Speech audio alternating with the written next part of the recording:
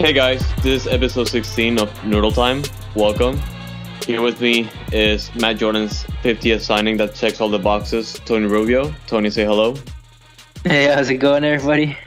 Happy to join the team on this 11 game not winning streak, and we're going to turn it around. No worries, baby. Yeah, next week when we have 4 games in less than a week, so yeah, for sure. And guys, how's everybody been? I know it's been a little bit of a Noodle Time hiatus. We already talked about it before, but me and Andres are living very, very exciting lives with little time. Well, not really. We're just working and haven't had much time to record. So thank you guys for bearing with us, and for those that have asked about where the heck we are. Oh yeah, you guys asked for an episode for like the past couple weeks, and yeah, I've been trying to keep it as transparent as possible. Basically, within our work schedules have been changing a lot, and we had to like work around those, and this is kind of like the only time in the past couple of weeks that we're able to sit down and record, only because it's like that time of day where we're not working and we're just free to do what we like to do, which is discuss all Dynamo Dash things, all the soccering, all the foxes, and yeah, we just really appreciate you guys for your patience and also the guys that kept asking us on Twitter and social media about it for the episodes. It means a lot to us, and obviously that's what drives us to just keep being that voice for all of you guys, and yeah, just for us, like for our love for soccer and the teams essentially. So yeah. Yeah, because we're not doing this. We're not doing this for money. I'll tell you that. But no, we just always had a passion to start something like this for years now. Me and Andres have been talking about it. So thank you guys for just inquiring. But we promise we're not going anywhere. We just are trying our best to try to get something out every week, and if not every week, every other week. But it's been a crazy few weeks for the Dynamo. It feels like a lot has changed, but at the same time, not a lot has changed. And we're just gonna. It's going to be kind of a rant episode. We're not going to have too much direction. We're just going to talk, see where it takes us. Talk a little about current happenings, but just talk about the state of affairs that everybody's been talking about, from the front office, to the coaching staff, to the players. We're just going to break down our thoughts and see where it takes us this episode. Oh, yeah. In this episode, we're mostly going to focus on Ramos and Matt Jordan, since it's a topic that has been like pretty rampant over like the Dynamo community. Like a lot of fans have been talking about it, and obviously with the Dynamo not winning a single game in the past couple of months, it's been pretty much the topic everyone's talking about, and we're just hoping to like pretty much talk about it, both Tab and Matt Jordan. Obviously, Matt Jordan is the obvious fire over here, but there's also the case being for and against Tab. Heading into his last season under contract, and what's going to happen with Tetsuga's new owner, and if he's going to bring in a new GM or not. So we're going to discuss those things, and also we're going to have the Dynamo Loan Army towards the end, a couple of updates, and obviously Marcelo Palomino being Marcelo Palomino, absolute baller, hashtag recall Palomino. Yes, we're starting it here. Yes, it starts here. Palomino, Carrasquilla, Urruti, goal. That's how it goes. And yeah. So yeah, without further ado, let's go ahead and get into the episode. We're gonna go ahead and start with Tab Ramos. Obviously he came in last year, in a pretty tough year, when the pandemic started. Lots of things that happened around the league when the pandemic started. Obviously the most important one being that there was I believe it was like a 3 to 5 month pause, right after the second game of the season last year, and with that it came out a ton of implications, being that the player market stalled, pretty much the practices stalled, like operations, like day-to-day operations within the league stopped, or changed over the course of time, and obviously that not being the case this year, it's pretty much different. We're kind of going back to normal, but we still have the restrictions of like practice and testing and vaccinations now. And it's been a really difficult situation when it comes to Tab, since as of right now, I am personally in the fence of whether we'd like to keep Tab or not heading to next year with potentially a new GM under the ownership of Ted Segal. But on paper, though, it's not looking good for him. Obviously, we have the main issue being that the Dynamo have not won a single game in more than 2 months, and he also has been winless in the last 11 games, which is a club record now, which has been surpassed last week against um, Minnesota United. And we don't even know who we're losing to anymore or tying to at this point, but it's just become one big blur. Yeah, and another point that was brought up thanks to the user Depressed Dynamo on Twitter is that Tab is now the coach with the least amount of points earned in Dynamo history after 41 games. He only in his first 41 games he only earned 39 points, and in comparison to the other full-time coaches that led the Dynamo past 41 games, we had Owen Coyle in front of him with 47 points after 41 games. Hey, nice guy, after nice that, guy right there. Believe it or not, the second coach, like right next to Owen Coyle, Dominic Kinnear, the most successful coach in Dynamo history, and guess who is in front of him? Coach Cabrera. Vamos. More Open Cups than Dominic Kinnear. Am I right? All right, let's settle down there. Let's settle down. Yeah. Wilmer earned 58 points in his first 41 games with Dynamo, and that's been a pretty interesting point of discussion for the people that will not like Tab here, which I feel like it's kind of unfair to do with Tab only because I'm bringing up the issue of the pandemic and obviously the player market and obviously Matt Jordan playing an influence with like almost 8 years on the team and pretty much bringing up the same results.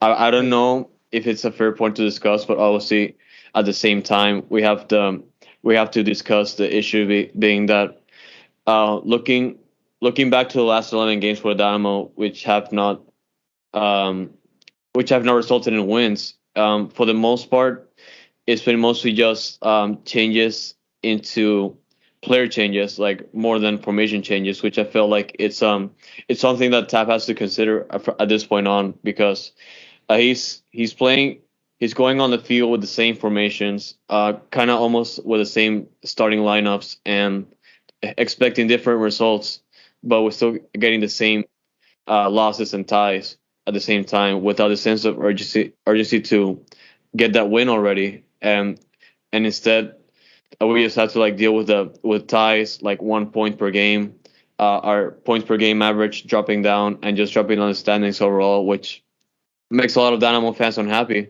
Well, And let me say, first of all, like just starting from the beginning to what you started on, the whole initial discussion of Tab Ramos. It seems like right now Dynamo fandom is kind of cut in two, and I would say from talking to Andres a lot, me and him are pretty much in the middle there, and we can explain why. Because obviously there's people, not naming names, that have started to wave the banner saying Tab out, he's the worst coach in Dynamo history, blah blah blah. Tensions are high, results aren't good. Valid. I hear you guys. There's other people that say COVID 2020 was not an actual soccer year. This is Tab's first year. Give him time. I hear you guys too.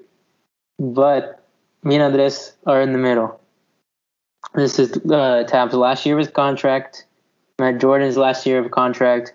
We have a new owner. We're not calling for this guy to get fired today or tomorrow. We're just saying, why don't we step back and look at it a little bit? And I think that's kind of what we're going to break down a little bit more in this episode on the nuances that Andres has started to get into. But, I mean, obviously, we don't have a very talented roster. I think most any Dynamo fan will agree with that. We don't know how much of a hindrance. Well, we know how much of a hindrance Matt Jordan is. Like that's been established. So the next step is trying to fairly assess Tab Ramos' performance.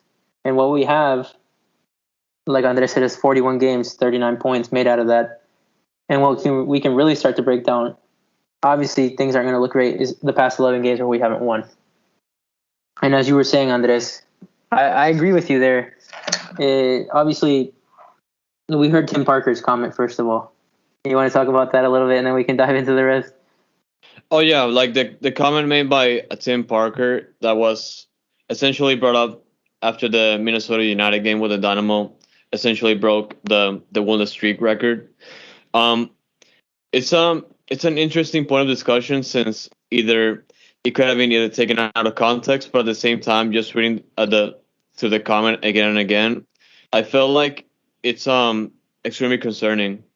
Obviously, with the sense that um this is your 11th game without a single win, and you're almost scraping the cellar of the Western Conference standings, and just listening to just reading the quote and just trying to transcribe what he said essentially is that we're not we're not giving our best, and it's pretty weird because they're in the mentality that they sense that they're almost at the place they want to be in the sense of success, but at the same time we look back and we look at the last 11 games. It's hard to think. It's hard to think about like the team improving at this time. But at this time, like only because if you look at the quote, it's pretty much a Tim Parker saying that I don't think it weighs us that much. Obviously, we want to win games. We want to be aggressive and try to win games at the end of the day. But we have to take this step by step. And when you when you try to analyze it, like how many steps more are you gonna take? Because it's now been 11 games, and yeah, patience is low within this fan base, and I think people have the right to not have the patience. Obviously, there's people calling for Tab's head. There's people calling for time, but it seems like we've been in a potential rebuild for 5 years, 6 years now, and now people are asking for more time. Yeah, rightly so. Things aren't going to change overnight, no matter how bad we want it. Let's get that straight. But I think fans are rightfully, how do I say it? They're in the right to ask for results and action straight away somehow. And what you were saying, correct me if I'm wrong, is that Tab's not really changed much proactively to get that in terms tactically. We know what we have talent wise, but we're rolling out the same 4-3-3 every week. Some have called it a high press system, which has really kind of been a looser term towards the end, where we're not seeing as much possession. But we definitely could say the defense has obviously improved. Yes, has it been rocky at times this year? Yes, but it's definitely improved. But we're not seeing any changes in the attacking half. You got to include Gold Cup absences, red cards from namely Darwin Saren, injuries. There's a lot to take in, like any team. But people are pissed off. I'm pissed off. Bottom line, it's just not good enough, no matter how bad we've been in the past years.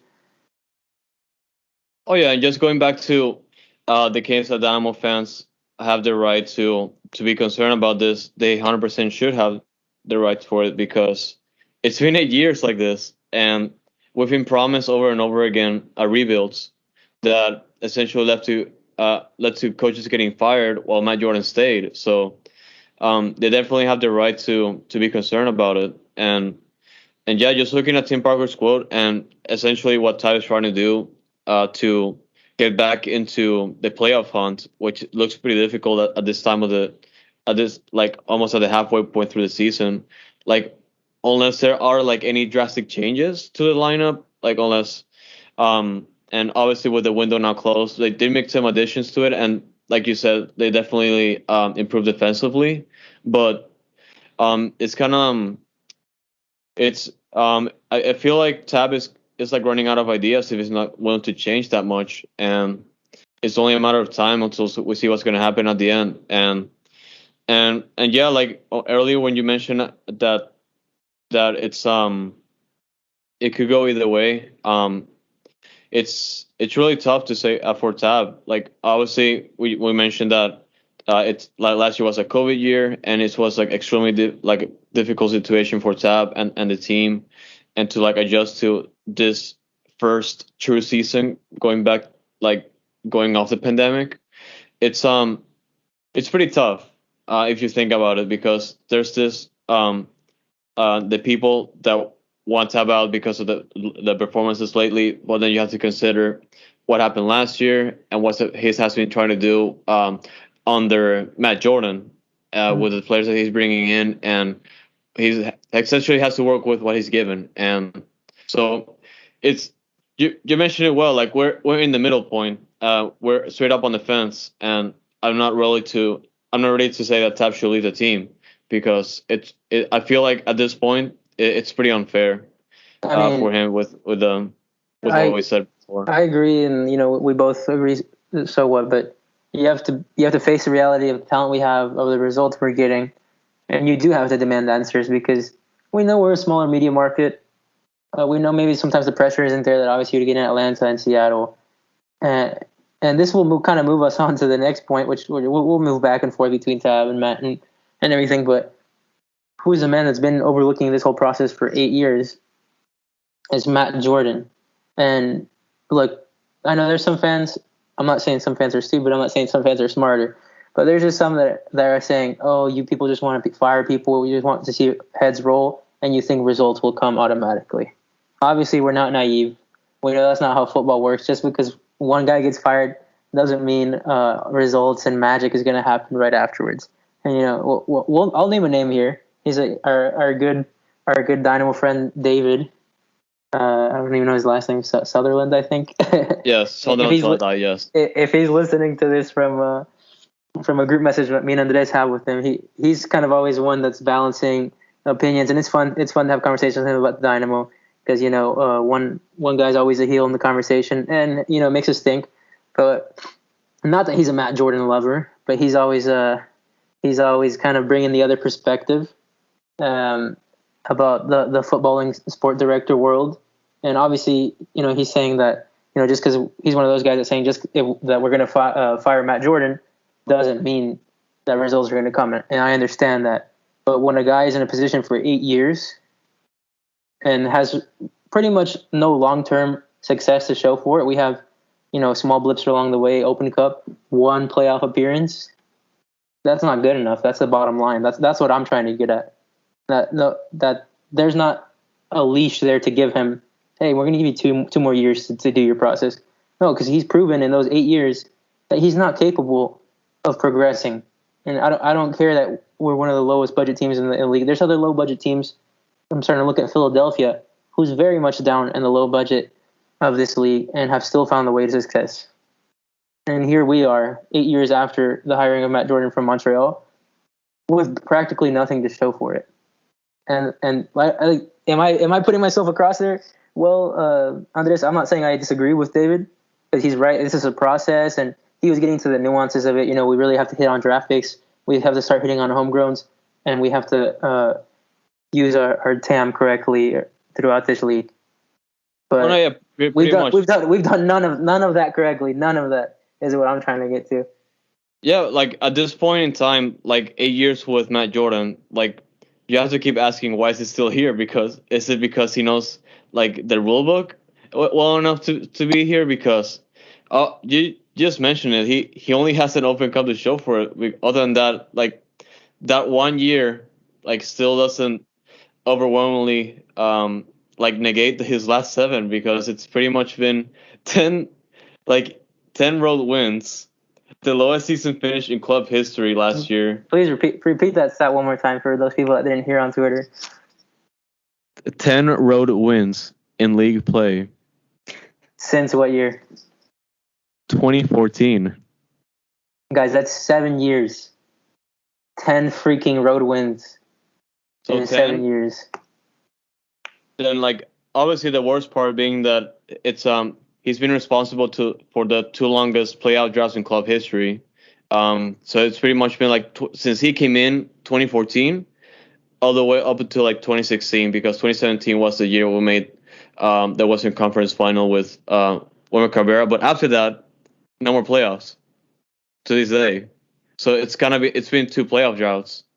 And also, like, just recently, is also being somewhat responsible for the longest winless streak in club history, which happened last week, of course. But yeah, like you look at those numbers.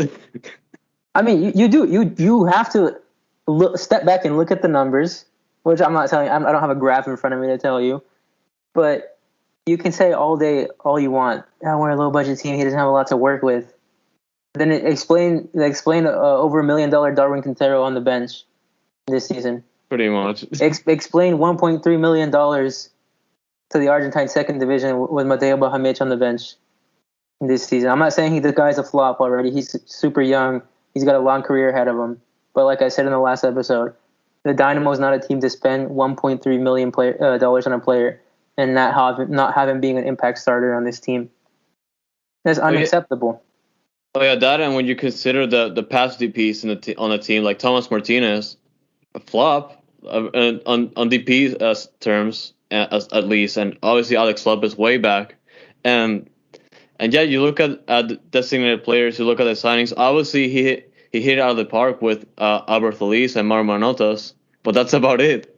Everything else was mostly miss or miss. I mean, so I was telling Andres, I participated in kind of a sort of a round table / panel the other day with some of those guys that you guys might know, like Victor Ariza, Jesus from the Bayutition, Christian from Cuatro Cosas, and a lot of other names. Sorry if I didn't mention you guys right now.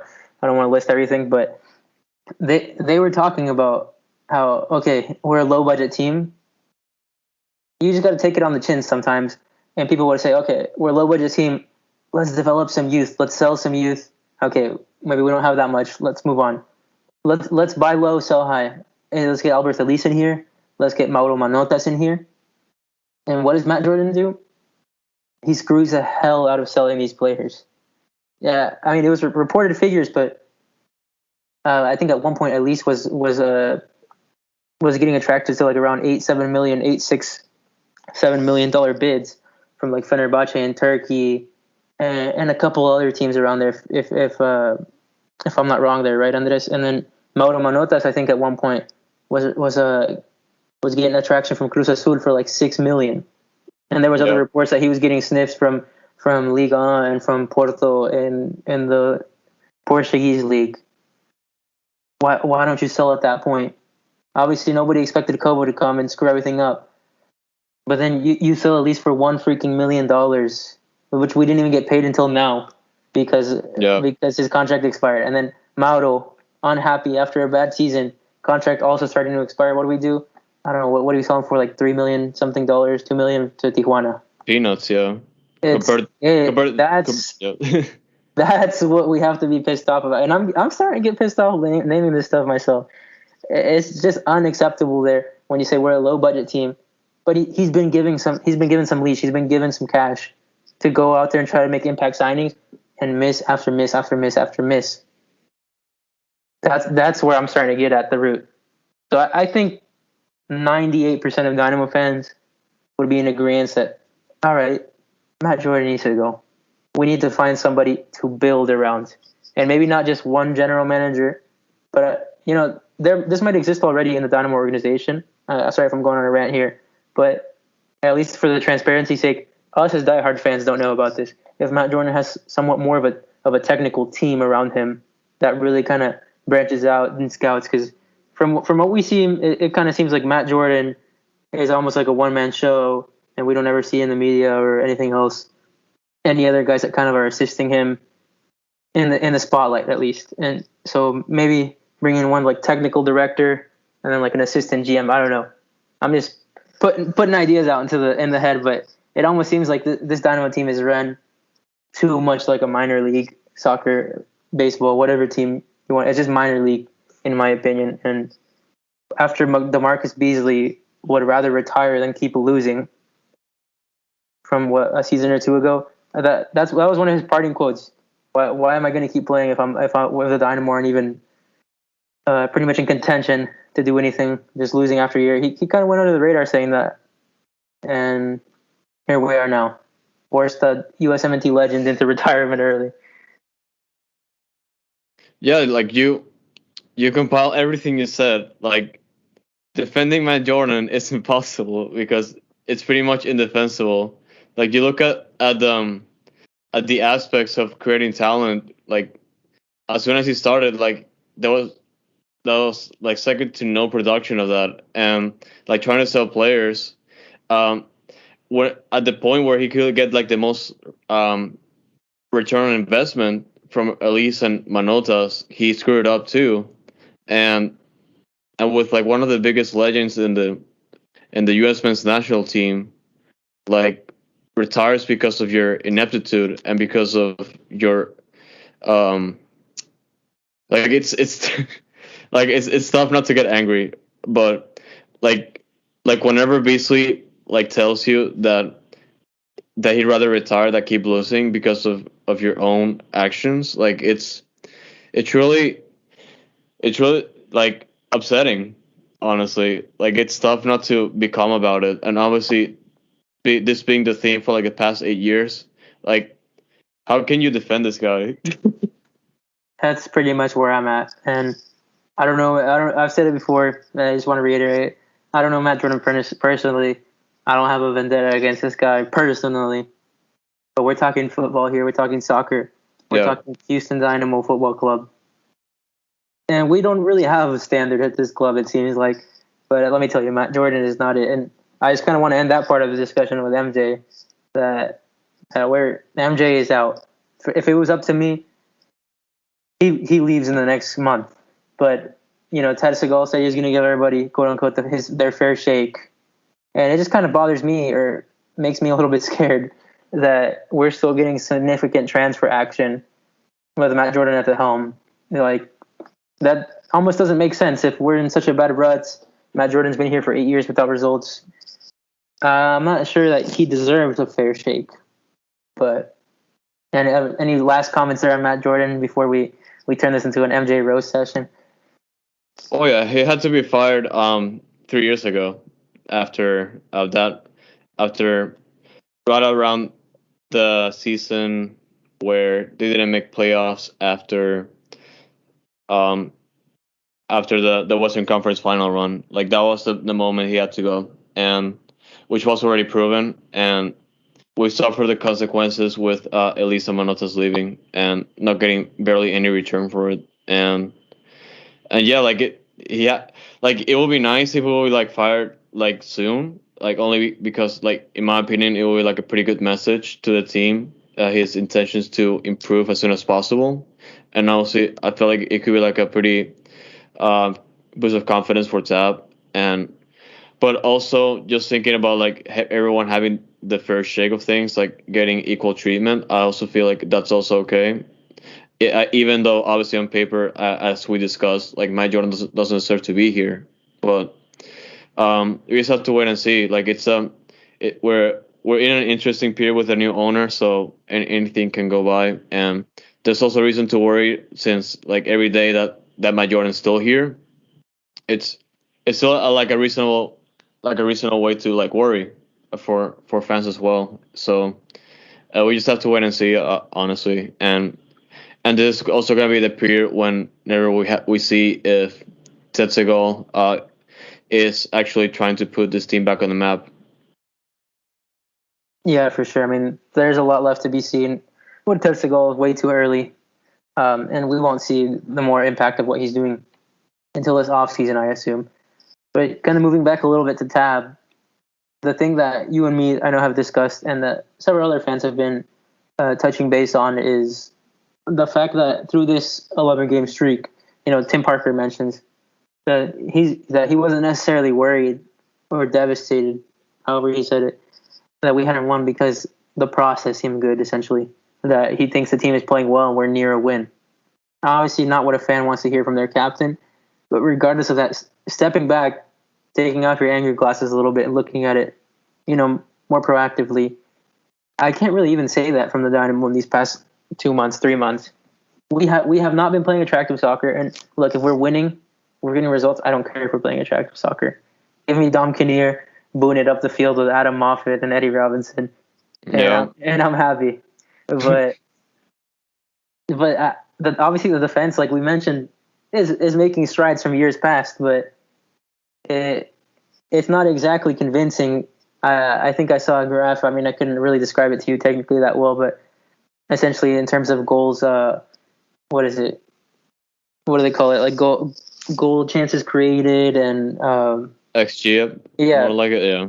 There was a chart about that. Essentially, the Dynamo were in the bottom 3 of the whole league. Yeah. With their chance creation, and obviously their finishing. We're not creating chances. We're not really finishing chances. We don't even look like we're close to winning these games most of the time. Is what I'm saying. We're staying in the game defensively, and let's say 3/4 of these games, but there's no hope in the attack. So then that's when we're saying we're not technical geniuses, but hey, maybe we don't have the personnel to play a 4-3-3, pressing the whole game, quote unquote. I don't know. Why don't we revert a little bit back to simpler times that we don't see as much anymore? But a 4-4-2. Let's stick a guy like Tyler Mateo up top, where apparently they have been able to play in the past, and maybe try to get a little bit more out of a guy like Memo, playing a little bit more defensively, when what you would call not an out-and-out winger role, as a left mid, as a right mid. Just the ideas I mean, I'm not saying I'm right. I'm not tactically certified in any way, but I'm just saying this team does not have the talent to win how Tab wants us to win. Yeah. Yeah, and just looking back at the previous results this past few weeks, and obviously with Urruti being our only true striker on the roster right now, and with him out, it shows our vulnerable, like how vulnerable we are, like up on the front, and also without Pasher and without Quintero being available to start, at least to play up the bench, and Lassiter as well, and not being available as an option, like depending on the occasion. But yeah, Lassiter of all people, who we've complained about for the longest time, and now we wish we had him back. Apparently, he plays God mode on the Gold Cup, but not here, obviously. But yeah.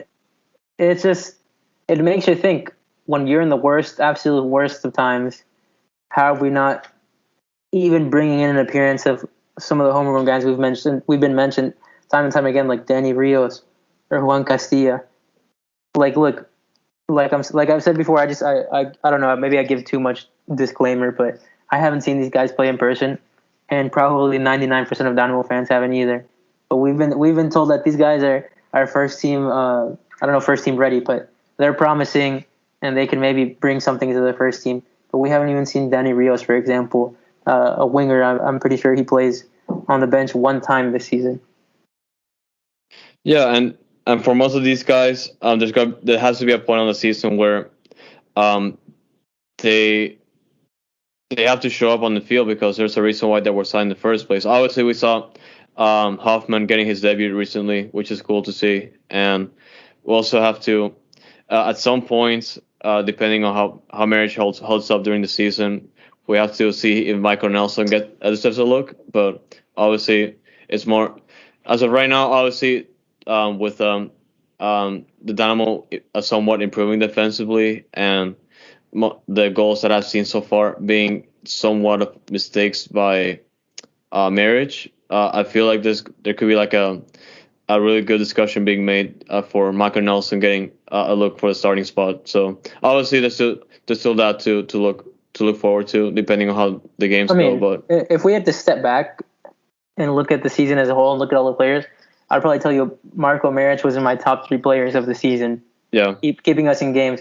But the 2 mistakes he's made are so bad that you can't get him out of your mind, no matter how hard you try. That the goal he gave versus Colorado, where he freaking tries to play it out of the back and gives it to a Colorado player, and then against Minnesota, obviously gets a very hard knuckling ball at him, but just drops it in front of him for somebody to tap it in.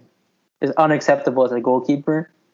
And obviously, like I said, we're not calling for heads to be rolled here, but if things aren't changing result-wise, then the personnel, new guys need to be given chances if they haven't already. Yeah, and the point I was trying to make is that, obviously, like player forms change, but if it's still gonna be the same way as the past few games, without many results, you have to bring in the kids at some point. You have to bring in like fresh faces, or like at least try something new with the roster, because like I mentioned like early in the episode, if you're gonna keep doing the same thing, nothing's gonna happen. We've seen it time and time again already. This past 11, obviously not everything is happening the same way, but it's been a trend for the past 11 games. Completely agree, and kind of moving into a little bit of a different chapter. Obviously, most people have heard. Obviously, we brought in 3 additions this offseason, and we sent out 1, which I'm not happy about, just with the way that has turned out, which we'll talk about in a second. But throughout this season, I've seen that the Dynamo have lost so much about in midfield. And Joe Corona, for example, has been a welcome addition in stability with this Dynamo team. But there was a reason, even on a bad LA Galaxy team last year, he wasn't a starter. Obviously, they had Jonah, Sebastian Leggett, guys like Sasha Kleshton, et cetera, et cetera. But Joe Corona is a great player to have on your team, but he would be so much better off complemented around better players around him, obviously.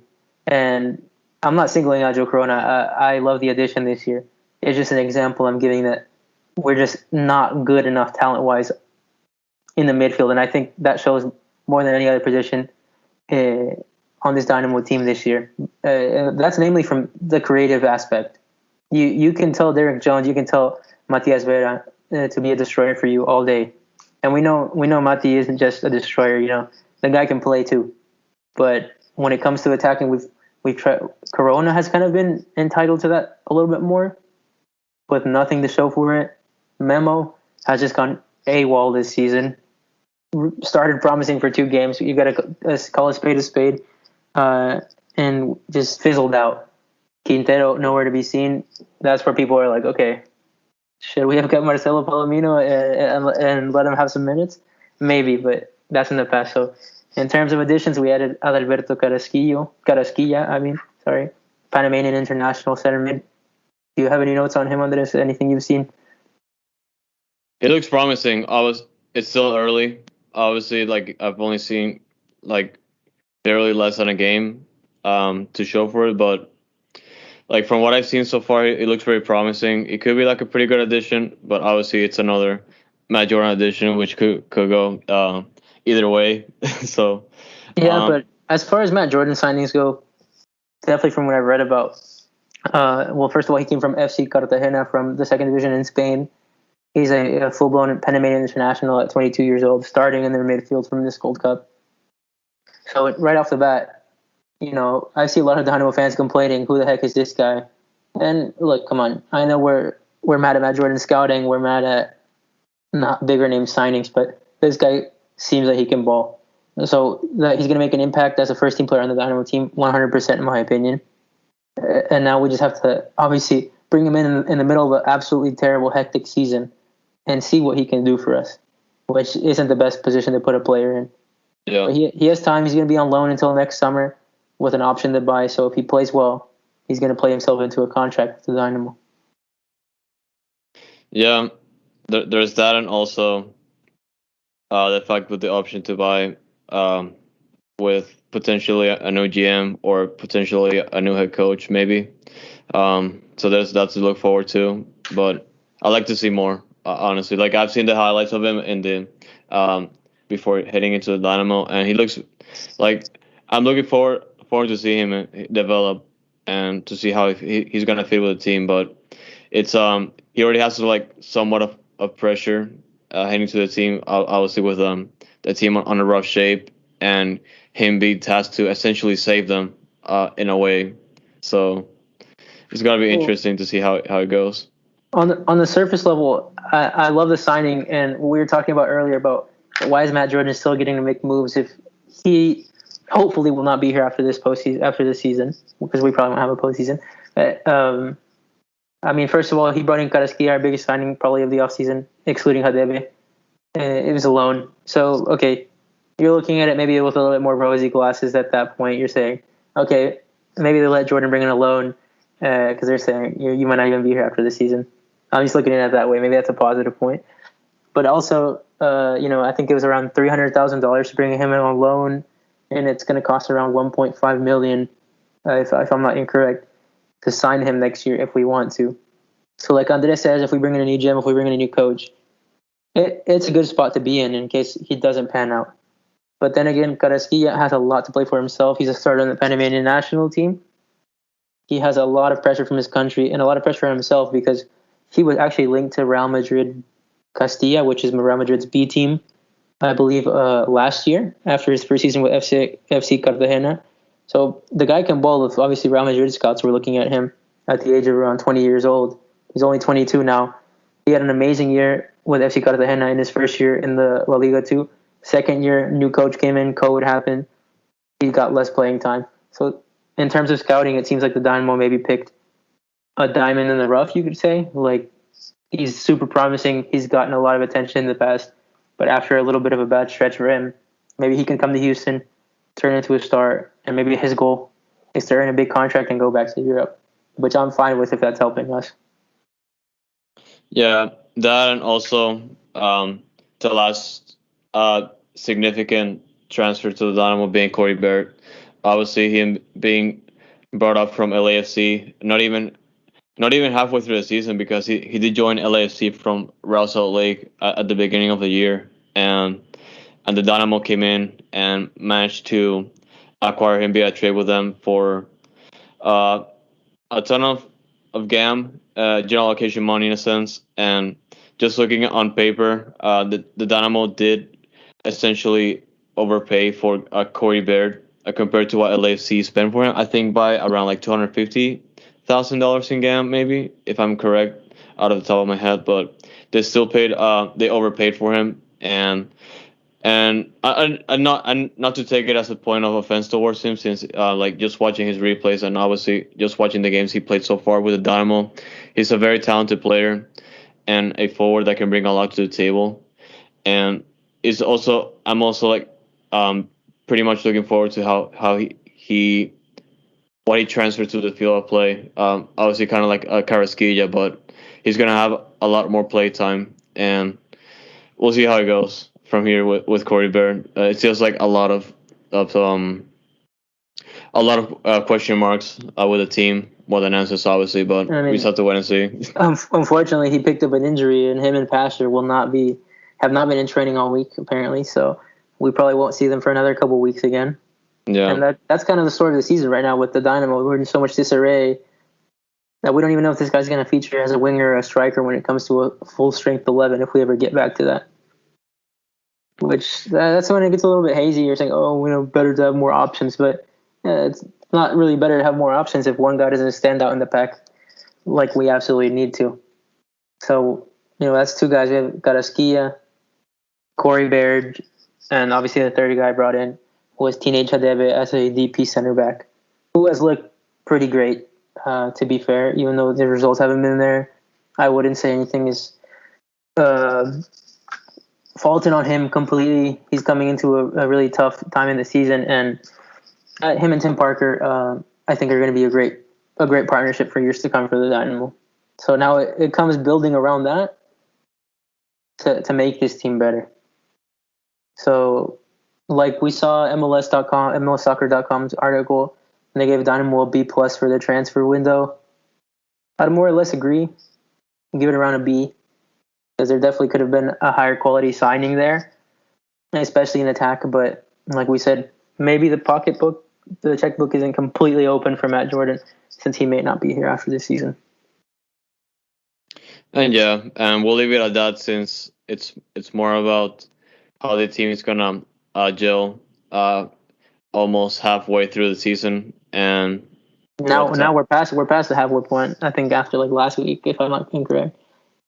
Oh yeah, true. It's just that I usually determine the halfway point through the All-Star game, which is coming up. But yeah, you're right also. But yeah, it's gonna come down to how the team gels from here. Obviously, there's still long season ahead, and it's not looking good on paper. But we just have to wait and see what happens with the new signings, and if they actually turn things around, which is what I'm hoping for as Dynamo Sims.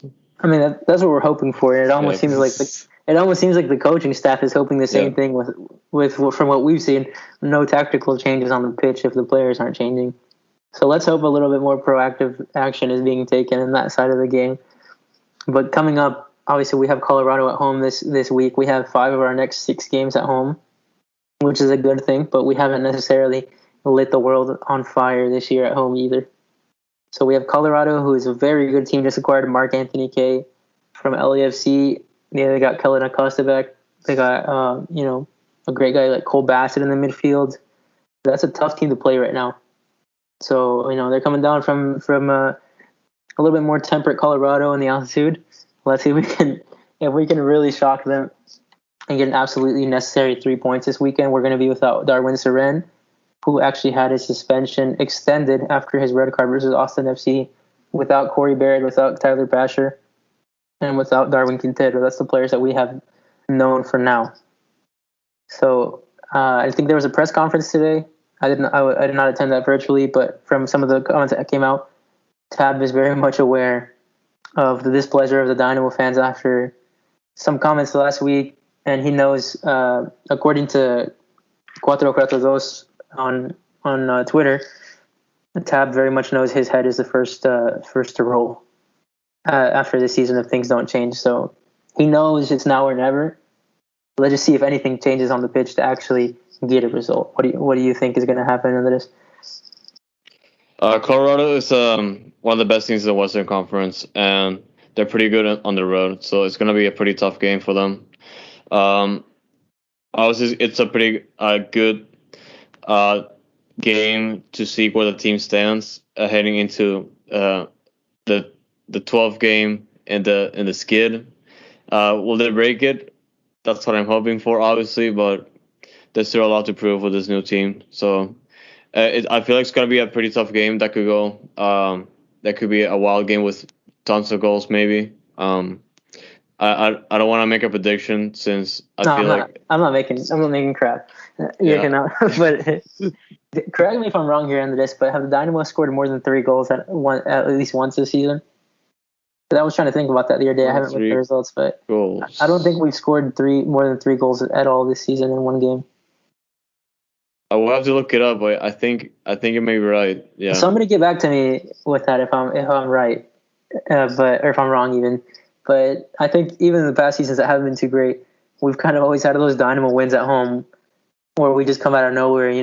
Put a 4-0 on Portland, or a 3-goal over a 5-1, a 5-2 over somebody, and we just haven't even seen anything close to that this season. So I mean, if there's going to be prediction, I'm not saying there's a prediction. I'm just hoping the gates freaking open for once, and something changes. But that's kind of the end of our rant portion. Kind of wrapping up what's coming. The only things we have left is anything to touch on the bright points of the Dynamo organization, if you can even call it that at this moment. It is the right point because it's the Dynamo Lone Army. You look at the roster, you see midfielders that have single-digit goals, like even less than 1, 2 maybe, and you pay 3. But you look at Palomino, he scored his 4th goal of the season in his 16th appearance. 16th appearance for Charlotte Independence in USO Championship, and he scores his free kick, which absolute banger. And just looking at the roster, the Dynamo roster, you barely have any free kick takers. So no free kick threat on this team. No bangers. Dynamo has no bangers. So Palomino did help Charlotte Independence with in the 3-2 win over Near Rebels 2 this week, which is very, very exciting to see him getting all that time to develop while the Dynamo are suffering, and it's just something to look forward to in the future. So I'm just hoping like he could get recalled to the Dynamo hopefully soon, so he can help us out. I mean, possibly, but I think I'm team keep him over there, give him a full season in USL. I'll also be okay with that. Yeah, the greener pastures next year. And we're not saying just because he's scoring 4 goals in USL means it's going to translate to MLS, but just want to give a round of applause to Marcelo out there for getting his constant playing time and hoping that's what's best for his progression in his career at this point. So yeah, hopefully he keeps playing, and he's getting a ton of playing time there. So I hope he keeps it up. And we also have Kyle Morton, obviously the last Dynamo player getting loaned. Obviously, one of the third string goalkeeper is also getting a ton of time in Memphis 901. His fifth consecutive start. This past week, he did lose to OKC Energy 4-1. He did let up field goals in, mostly because he in Memphis they get an early red card, so essentially the floodgates open. So it was tough for him to keep the score, but he's still getting a lot of time to develop. So that's also good to see. Also good to get that playing time to not lose his craft. And the bad news is mostly just being Eric McHugh, since he has not played a game for Charleston Battery in over a month, and it could be a mostly injury and also because he has to earn his spot back. So we have to see how it goes. But he's got it. He's got all the good vibes to our guy Eric McHugh, the only player that I've been interviewed in Noodle Time history so far. I wish he'll bounce back, and if he's dealing with any injuries, we wish him all the best of luck there for continued success, hopefully in the future. But guys, I think that's pretty much most of everything that we need to get on our chest this week. Obviously, it's been a hectic couple of weeks, like we've said, and again, thank you guys for keeping up with us. Obviously, we can't promise a weekly episode every single week with how crazy our schedules are, but we will for sure be touching base every other week at least, hopefully, this season.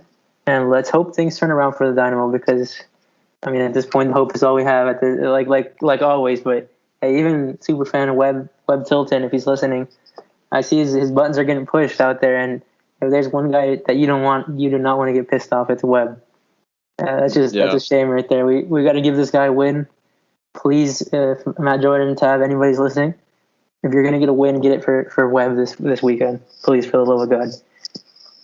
Yes, please. And thank you guys for tuning in. It's been a very interesting episode, obviously with Matt Jordan being involved. You all know it's going to be quite negative, but it turned out pretty good. So thank you guys for tuning in to this episode. Just keep praying for that win. Matt Jordan out, and stay noodle. Stay noodle, my friends.